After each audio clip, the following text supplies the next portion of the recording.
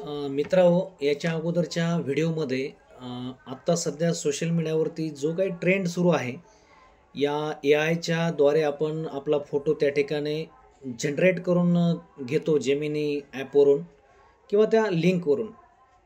मला मुद्दामून सांगायचं आहे मित्रांनो, या अगोदर मी सांगितलं होतं की अशा वेगवेगळ्या प्रकारच्या तंत्रज्ञानाचा उपयोग आपण अवश्य केला पाहिजे, पण इतकाही करू नये की त्याच्या मर्यादा त्या ठिकाणी आपण ओलांडल्या पाहिजेत. यामध्ये एक आवर्जून महत्त्वाची गोष्ट सांगावीशी वाटते, कारण आज बऱ्याच सोशल मीडियावरती या ठिकाणी मुली असतील, महिला असतील, यांनी आपापले फोटो त्या ठिकाणी जनरेट करण्यासाठी एआयकडं दिले, पाठवले. या गोष्टीमुळं काय होतं, कारण आज सायबर गुन्हेगारी इतकी वाढलेली आहे.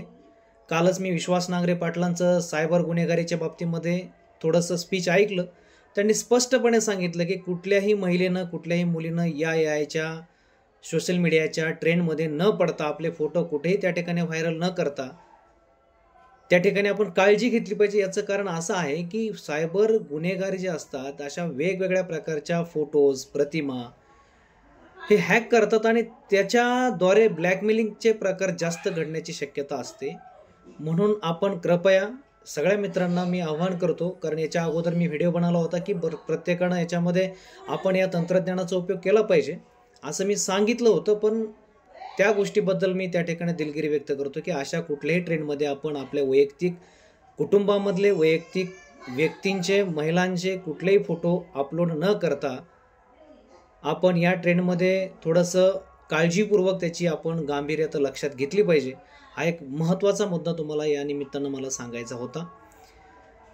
या तंत्रज्ञानाचा उपयोग अनेक वेगवेगळ्या ठिकाणी केला जातो. सायबर गुन्हेगारही अशाच संधीची वाट पाहत असतात की कुठला ना कुठला हा महत्त्वाचा हा ट्रेंड आपल्या कुठेतरी फायद्याचा होऊ शकतो, असं प्रत्येक या गुन्हेगारी करणाऱ्या सायबर गुन्हेगारांना वाटत असतं आणि असा त्या संधीचा ते फायदा घेतात आणि मग हळूहळू आपले फोटो त्यांना ते लिंकद्वारे ग्रास्प करतात, लिंकद्वारे मिळवतात आणि नंतर मग फोन कॉल करणं, व्हिडिओ कॉल करणं, तुमचा फोटो वेगळ्या तऱ्हेनं बनवणं, अशा वेगवेगळ्या अंगानं त्या फोटोला इमेज देणं, इफेक्ट देणं आणि नंतर तुमची कुठेतरी सोशल मीडियावरती बदनामी करणं, अशा वेगवेगळ्या प्रकारचे प्रकार आत्तापर्यंत सोशल मीडियावर घडलेले आहेत आणि त्याच्यातूनच अशा हनी ट्रॅप वगैरे मनी, पैसे ब्लॅकमेल करणं, अशा गोष्टी घडतात.